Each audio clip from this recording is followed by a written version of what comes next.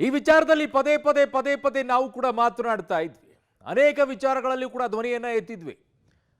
ನೀವು ಪ್ಯಾಲೆಸ್ತೈನ್ ವಿಚಾರದಲ್ಲಿ ಧ್ವನಿ ಎತ್ತವರನ್ನ ಪಾಕಿಸ್ತಾನದ ಪರವಾಗಿ ಘೋಷಣೆಯನ್ನ ಕೂಗೋರಂತ ವಿಚಾರದಲ್ಲಿ ಏನ್ ಮಾಡಿದ್ರಿ ನೀವು? ಬ್ರದರ್ಸ್ ಅಂತ ಕೆಲವರನ್ನ ಕರೆದ್ರಿ. ಆದರೆ ನಿಜಕ್ಕೂ ಇವತ್ತು ಒಂದಿಷ್ಟು ಸತ್ಯಾಂಶಗಳು ಆಚೆ ಬರ್ತಾ ಇದೆ. ಅದೇನು ಅಂತಂದ್ರೆ 17 ಪ್ರಕರಣಗಳು ಕೂಡ ದಾಖಲಾಗಿವೆ.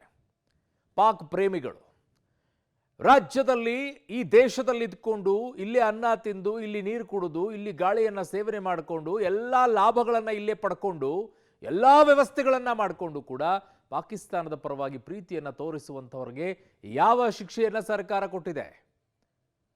ದೇಶ ವಿರೋಧಿ ನಡ್ಕೊಳ್ಳುವಂತವರ ವಿಚಾರದಲ್ಲಿ ಸರ್ಕಾರ ಯಾವ ರೀತಿಯಾಗಿ ನಡ್ಕೊಂಡಿದೆ ಅನ್ನುವಂಥ ಪ್ರಶ್ನೆ ಇವತ್ತು ಸದನದಲ್ಲೂ ಕೂಡ ಬಂತು. ಸರ್ಕಾರದ ಒಂದಿಷ್ಟು ಲೆಕ್ಕಾಚಾರಗಳು ತಿಳಿಯಿತು. ಗೃಹ ಇಲಾಖೆ ಅಂಕಿಅಂಶಗಳಿಗೆ ಆಚೆ ಬಂದಿದೆ. ಸರ್ಕಾರ ಬೆತ್ತಲಾಗಿದೆ.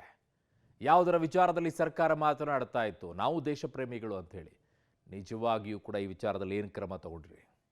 ಏನಾಯ್ತು ಇವತ್ತು ಸದನದಲ್ಲಿ ಈ ವಿಚಾರದಲ್ಲಿ ನೋಡಿ. ದೇಶದಲ್ಲಿದ್ಕೊಂಡೇ ಶತ್ರು ರಾಷ್ಟ್ರದ ಪರ ಘೋಷಣೆ.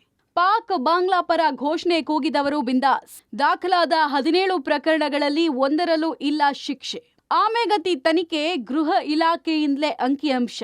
ಇದು ಪಬ್ಲಿಕ್ ಟಿವಿಯ ಬಿಗ್ ಎಕ್ಸ್ಕ್ಲೂಸಿವ್. ಇರೋದು ಭಾರತ ನೆಲದಲ್ಲಿ, ತಿನ್ನೋದು ಇಲ್ಲಿ ನನ್ನ, ಬದುಕ್ತಾ ಇರೋದು ಈ ನೆಲದಲ್ಲಿ. ಆದರೆ ಕೆಲ ದೇಶದ್ರೋಹಿ ಕ್ರಿಮಿಗಳು ನೆರೆಯ ಶತ್ರು ರಾಷ್ಟ್ರಗಳ ಪರ ಘೋಷಣೆ ಕೂಗುವ ಚಟವನ್ನ ರೂಢಿಸಿಕೊಂಡಿದ್ದಾರೆ. ಹೀಗೆ ದೇಶದಲ್ಲಿ ಇದ್ದುಕೊಂಡೇ ಶತ್ರು ರಾಷ್ಟ್ರದ ಪರ ಘೋಷಣೆ ಕೂಗಿದವರಿಗೆ ಶಿಕ್ಷೆ ಕೊಡಿಸುವಲ್ಲಿ ರಾಜ್ಯ ಸರ್ಕಾರ ಎಡವಿದೆ. ಕಳೆದ 3 ವರ್ಷದಲ್ಲಿ ಕರ್ನಾಟಕದಲ್ಲಿ ಪಾಕ್ ಪರ, ಬಾಂಗ್ಲಾದೇಶದ ಪರ ಘೋಷಣೆ ಕೂಗಿದವರಿಗೆ ಶಿಕ್ಷೆ ಆಗಿಲ್ಲ ಅಂತ ಆತಂಕಕಾರಿ ವಿಷಯ ಬೆಳಕಿಗೆ ಬಂದಿದೆ. ಖುದ್ದು ಈ ಅಂಕಿ ಅಂಶಗಳನ್ನ ಗೃಹ ಇಲಾಖೆ ಬಿಡುಗಡೆ ಮಾಡಿದೆ.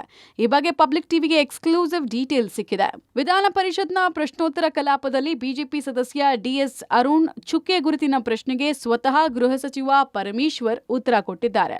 ಕಳೆದ 3 ವರ್ಷಗಳಲ್ಲಿ ಕರ್ನಾಟಕದಲ್ಲಿ ಪಾಕಿಸ್ತಾನ, ಬಾಂಗ್ಲಾ ಪರ ಘೋಷಣೆ ಕೂಗಿದವರಿಗೆ ಶಿಕ್ಷೆ ಆಗಿಲ್ಲ ಅನ್ನೋದು ಬಹಿರಂಗ ಆಗಿದೆ. ಕೇಸ್ ದಾಖಲಾದರೂ ದೇಶದ್ರೋಹಿಗಳಿಗಿಲ್ಲ ಶಿಕ್ಷೆ. ಪಾಕಿಸ್ತಾನ ಪರ ಘೋಷಣೆ ಕೂಗಿದವರಿಗಿಲ್ಲ ಶಿಕ್ಷೆ. ಕಳೆದ 3 ವರ್ಷಗಳಲ್ಲಿ ದೇಶದ್ರೋಹಿಗಳ ವಿರುದ್ಧ ಕ್ರಮ ಕೈಗೊಂಡಿಲ್ಲ. ಪಾಕ್ ಮತ್ತು ಬಾಂಗ್ಲಾ ಪರ ಘೋಷಣೆ ಕೂಗಿದವರಿಗೆ ಶಿಕ್ಷೆ ಆಗಿಲ್ಲ. ರಾಜ್ಯದ 2023ರಿಂದ 2026ರವರೆಗೆ 17 ಕೇಸ್ಗಳು ದಾಖಲಾಗಿದೆ. 17 ಕೇಸ್ಗಳ ಪೈಕಿ ಒಂದೇ ಒಂದು ಕೇಸ್ನಲ್ಲೂ ಶಿಕ್ಷೆ ಆಗಿಲ್ಲ. ಕೋರ್ಟ್ನಲ್ಲಿ ಕೆಲವು ಕೇಸ್ ಇದ್ರೆ ಕೆಲವು ತನಿಖಾ ಹಂತದಲ್ಲಿದೆ. ಕೆಲವು ಕೇಸ್ಗೆ ಬಿ ರಿಪೋರ್ಟ್ ಕೂಡ ಸಲ್ಲಿಕೆ ಮಾಡಲಾಗಿದೆ ಅಂತ ಗೃಹ ಸಚಿವ ಪರಮೇಶ್ವರ್ ಉತ್ತರಿಸಿದ್ದಾರೆ. ಇನ್ನು ಯಾವ ವರ್ಷದಲ್ಲಿ ಎಷ್ಟು ಕೇಸ್ ದಾಖಲಾಗಿದೆ ಅಂತ ಡೀಟೇಲ್ ಆಗಿ ತೋರಿಸ್ತೀವಿ ನೋಡಿ. ಯಾವ ವರ್ಷ ಎಷ್ಟು ಕೇಸ್ ದಾಖಲಾಗಿದೆ ಅಂತ ನೋಡೋದಾದ್ರೆ, ಪಾಕಿಸ್ತಾನ ಪರ ಜಿಂದಾಬಾದ್ ಕೂಗಿದ ಕೇಸ್ಗಳು 2023ರಲ್ಲಿ 3 ಕೇಸ್ ದಾಖಲಾಗಿದ್ರೆ 2024ರಲ್ಲಿ 8 ಕೇಸ್, 2025ರಲ್ಲಿ 6 ಕೇಸ್. ಬಾಂಗ್ಲಾದೇಶ ಜಿಂದಾಬಾದ್ ಕೇಸ್ಗಳು ಎಷ್ಟು ಅನ್ನೋದನ್ನ ನೋಡೋದಾದ್ರೆ 2026ರಲ್ಲಿ 1 ಕೇಸ್ ದಾಖಲಾಗಿದ್ರೆ ಒಟ್ಟು 17 ಕೇಸ್ಗಳು ದಾಖಲಾಗಿದ್ರು ಒಂದರಲ್ಲೂ ಆರೋಪಿಗಳಿಗೆ ಶಿಕ್ಷೆ ಪ್ರಕಟ ಆಗಿಲ್ಲ. ಇನ್ನು ಈ 17 ಕೇಸ್ಗಳು ಯಾವ ಹಂತದಲ್ಲಿದೆ ಅನ್ನೋ ಸವಿಸ್ತಾರವಾದ ಡೀಟೇಲ್ಸ್ ಇಲ್ಲಿದೆ. ಯಾವ ಕೇಸ್ ಯಾವ ಹಂತದಲ್ಲಿದೆ? ಬೆಂಗಳೂರಿನಲ್ಲಿ 2024ರಲ್ಲಿ ವಿಧಾನಸೌಧದ ಪ್ರಕರಣ ತನಿಖೆಯಲ್ಲಿದೆ. 2025 ವೈಟ್ ಫೀಲ್ಡ್ ಪ್ರಕರಣ ತನಿಖೆಯಲ್ಲಿದೆ. 2026ರ ಹೆಬ್ಬಗೋಡಿ ತನಿಖೆಯಲ್ಲಿದೆ. 2023 ಬೆಳಗಾವಿಯಲ್ಲಿ, ಅದರಲ್ಲೂ ತಿಲಕವಾಡಿಯಲ್ಲಿ ಆದಂತಹ ಘಟನೆ ಆರೋಪಿತರ ಸುಳಿವೇ ಸಿಕ್ಕಿಲ್ಲ ಇಲ್ಲಿ ತನಕ. 2024ರಲ್ಲಿ ಮಾರ್ಕೆಟ್ನಲ್ಲಿ ಘೋಷಣೆ ಕೂಗಿದ ಆರೋಪಿತನಿಗೆ ಸಮನ್ಸ್ ಜಾರಿ ಮಾಡಲಾಗಿದೆ. 2025 ಹುಣಸೂರಿನಲ್ಲಿ ಪಾಕಿಸ್ತಾನ ಪರ ಜಿಂದಾಬಾದ್ ಕೂಗಿದ ಆರೋಪಿಗಳು ಪತ್ತೆ ಆಗಬೇಕು, ತನಿಖೆಯಲ್ಲಿದೆ. 2025 ಶಿವಮೊಗ್ಗದಲ್ಲಿ ಹಳೆನಗರ ಠಾಣೆ, ಇಲ್ಲಿ ಬಿ ರಿಪೋರ್ಟ್ ಸಲ್ಲಿಕೆ ಆಗಿದೆ. ಚಿಕ್ಕಮಗಳೂರು 2024 ಕೊಪ್ಪದಲ್ಲಿ ಘೋಷಣೆ ಕೂಗಿದ ಪ್ರಕರಣಕ್ಕೆ ಸಂಬಂಧಪಟ್ಟಂತೆ ಬಿ ರಿಪೋರ್ಟ್ ಸಲ್ಲಿಕೆ ಆಗಿದೆ. 2025 ತರೀಕೆರೆಯಲ್ಲಿ ಇನ್ನೂ ಕೂಡ ಪ್ರಕರಣ ತನಿಖೆಯಲ್ಲಿದೆ ಅಂತ ಗೃಹ ಇಲಾಖೆ ಅಂಕಿ ಅಂಶಗಳಲ್ಲಿ ಬಯಲಾಗಿದೆ. ಬಹುತೇಕ ಎಲ್ಲ ಪ್ರಕರಣಗಳು ತನಿಖೆಯ ಹಂತದಲ್ಲಿದ್ದು ಕೆಲವೊಂದು ಪ್ರಕರಣದಲ್ಲಿ ಆರೋಪಿಗಳ ಸುಳಿವೇ ಇಲ್ಲ. ಕೆಲವೊಂದು ಕೇಸ್ಗಳಲ್ಲಿ ಬಿ ರಿಪೋರ್ಟ್ ಸಲ್ಲಿಕೆ ಮಾಡಲಾಗಿದೆ. ದೇಶದ ವಿರುದ್ಧ ದೇಶದ್ರೋಹ ಘೋಷಣೆ ಕೂಗುವಂತಹ ದೇಶದ್ರೋಹಿಗಳಿಗೆ ಶಿಕ್ಷೆ ಕೊಡಿಸುವಲ್ಲಿ ರಾಜ್ಯ ಸರ್ಕಾರ ವಿಫಲವಾಗಿದೆ. ಕಳೆದ 3 ವರ್ಷಗಳಲ್ಲಿ 17 ಕೇಸ್ ದಾಖಲಾದ್ರೂ ಕೂಡ ಈವರೆಗೂ ಒಬ್ಬರಿಗೂ ಕೂಡ ಶಿಕ್ಷೆನ ಕೊಡಿಸಿಲ್ಲ. ಇದನ್ನು ನೋಡಿದ್ರೆ ಸರ್ಕಾರ ಅಥವಾ ಗೃಹ ಇಲಾಖೆ ಎಷ್ಟರ ಮಟ್ಟಿಗೆ ಕೆಲಸವನ್ನ ಮಾಡ್ತಿದೆ ಅನ್ನುವಂತಹ ಅನುಮಾನಗಳು ಕಾಡ್ತವೆ.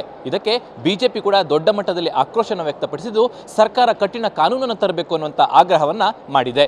ಎಲೆಕ್ಷನ್ ರಿಸಲ್ಟ್ ವೇಳೆ ದೇಶ ವಿರೋಧಿ ಘೋಷಣೆ. ಬೆಂಗಳೂರು, ಬೆಳಗಾವಿ, ಚಿಕ್ಕಮಗಳೂರಿನಲ್ಲೂ ಜಯಕಾರ.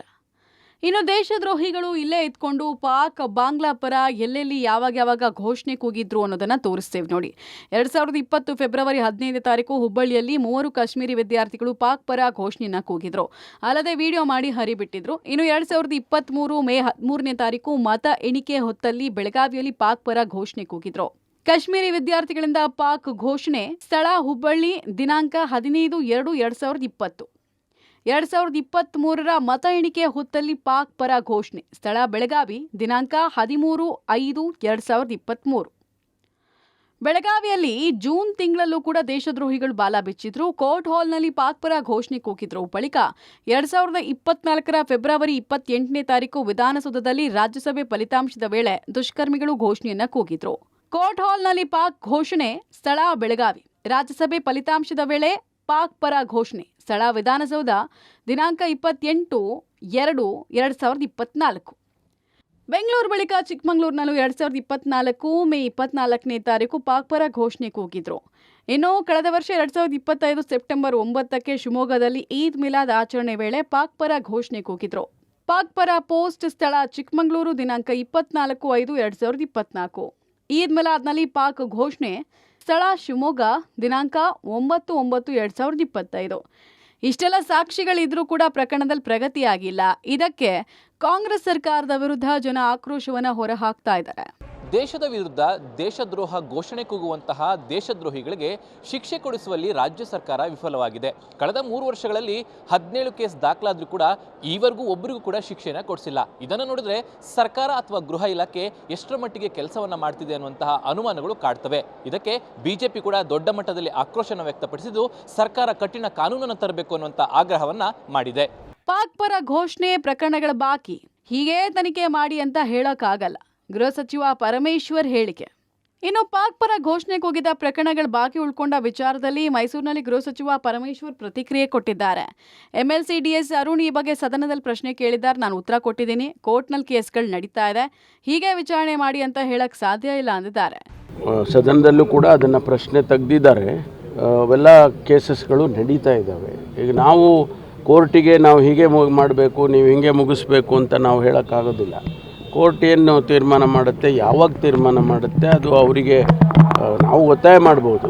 ನಮ್ಮ ಅಡ್ವೊಕೇಟ್ಸು ಹೇಳ್ಬೋದು, ನಮಗೆ ಬೇಗ ಡೇಟ್ ಹಾಕ್ಕೊಂಡು ಮುಗಿಸ್ಕೊಡಿ ಅಂತ ಕೇಳ್ಬೋದು. ಆದರೆ it is left to the honourable court. ಸರ್ಕಾರದಿಂದ ಓಲೈಕೆ ರಾಜಕಾರಣ. ದೇಶದ್ರೋಹಿಗಳಿಗೆ ಸರ್ಕಾರದ ಶ್ರೀರಕ್ಷೆ. ಸರ್ಕಾರದ ವಿರುದ್ಧ ಬಿಜೆಪಿ ಕೆಂಡ. ಈ ಸಂಬಂಧ ಬಿಜೆಪಿ ನಾಯಕರು ಸರ್ಕಾರದ ವಿರುದ್ಧ ಮುಗಿಬಿದ್ದಿದ್ದಾರೆ.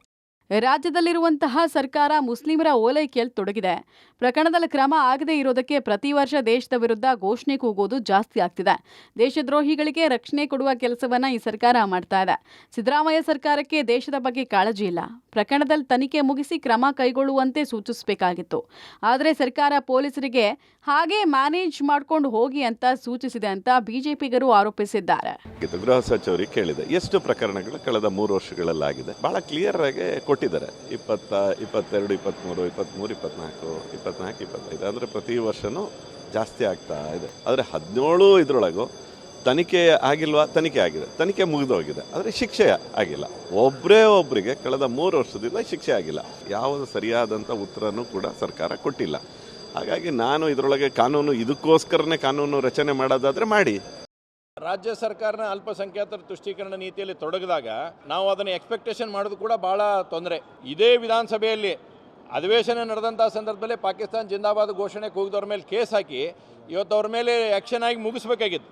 ಅದರ ದುರ್ದೈವದ ಸಂಗತಿ ಅಂದರೆ ರಾಜ್ಯ ಸರ್ಕಾರದ ಒಂದು ಡೈರೆಕ್ಷನ್ ಮೇಲೆ ಹಂಗೆ ನಡೆಸ್ರಪ್ಪ ಅನ್ನುವಂಥ ವ್ಯವಸ್ಥೆಯಲ್ಲಿ ಇಲ್ಲಿ ಸರ್ಕಾರ ಹೊಂಟಿದೆ. ಅಲ್ಪಸಂಖ್ಯಾತರ ತುಷ್ಟೀಕರಣ ನಾವು ಮಾಡಬೇಕನ್ನೋದು ಅದರ ಭಾಗವಾಗಿ ಇದನ್ನು ಮಾಡುವಂಥ ಪ್ರಯತ್ನವನ್ನು ಆಗ್ತಾ ಇದೆ. ಕರ್ನಾಟಕದಲ್ಲಿ ನಮ್ಮ ದೇಶ ವಿರೋಧಿ ಚಟುವಟಿಕೆಗಳಿಗೆ ಮತ್ತು ಹಿಂದೂ ವಿರೋಧಿ ನೀತಿಗಳಿಗೆ ಇವತ್ತು ಬೆಂಬಲ ಕೊಡೋದು ಬಿಟ್ಟರೆ ಪಾಕಿಸ್ತಾನದ ಪರವಾಗಿ ಘೋಷಣೆ ಕೊಟ್ಟವರು ಇನ್ನೂ ತನಿಖಾ ಹಂತದಲ್ಲಿದೆ. ಅಂದರೆ ಸರ್ಕಾರ ಯಾವ ರೀತಿ ತನ್ನ ಕಾರ್ಯ ಮಾಡ್ತಾ ಇದೆ ಅನ್ನೋಂಥದ್ದು ಇದ್ರ ಮೇಲೇ ಗೊತ್ತಾಗ್ತದೆ. ಈ ರೀತಿ ಕೇವಲ ಮುಸ್ಲಿಂ ತುಷ್ಟೀಕರಣ ಬಿಟ್ಟರೆ ರಾಜ್ಯದಲ್ಲಿ ಈ ರೀತಿ ಒಂದು ಕೆಟ್ಟ ಪರಿಸ್ಥಿತಿ ಇವತ್ತು ರಾಜ್ಯದಲ್ಲಿ ನಿರ್ಮಾಣ ಆಗಿದೆ. ನಮ್ಮ ಗೃಹ ಮಂತ್ರಿಗಳು ಕಳ್ಕೊಂಡು ಹೋಗ್ಬಿಟ್ಟಿದ್ದಾರೆ. ಕಾಂಗ್ರೆಸ್ ಮಾಡೋದೇ ತುಷ್ಟೀಕರಣ. ಇದು ನಮ್ಮ ಸಿದ್ದರಾಮಯ್ಯ ಸರ್ಕಾರದ ಅತಿ ಆಯಿತು. ಅವರಿಗೆ ದೇಶ ಮುಖ್ಯ ಇಲ್ಲ. ಒಟ್ಟಾರೆ ಈ ಸರ್ಕಾರ ಗೃಹ ಇಲಾಖೆ ದೇಶದ್ರೋಹಿಗಳ ಹೆಡೆಮುರಿ ಕಟ್ಟುವಲ್ಲಿ ವಿಫಲವಾಗಿದ್ದು ಇದು ವಿಶೇಷ ಅಧಿವೇಶನದಲ್ಲಿ ವಿಪಕ್ಷಗಳಿಗೆ ಅಸ್ತ್ರವಾಗಿದೆ. ಇನ್ನಾದರೂ ಪ್ರಕರಣದಲ್ಲಿ ತನಿಖೆಯ ಪ್ರಗತಿ ಕಾಣ್ಲಿದೆಯಾ ನೋಡಬೇಕು. News desk, public TV.